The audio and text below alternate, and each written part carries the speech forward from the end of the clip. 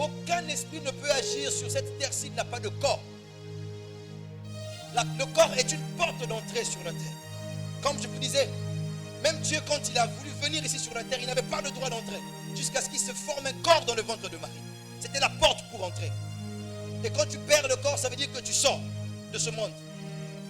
Et Satan aussi le sait. Et pour agir contre ton mariage, pour agir contre ton héritage, pour agir contre ton travail, pour agir contre tes richesses, pour agir je ne sais pas contre quoi que tu as, que tu possèdes.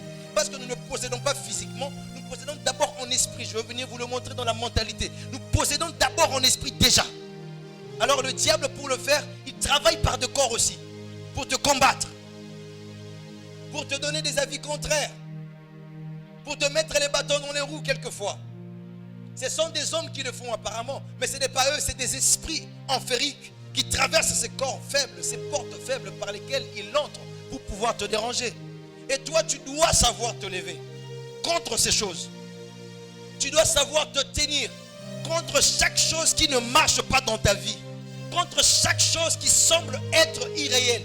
Contre chaque chose qui semble être pas normale.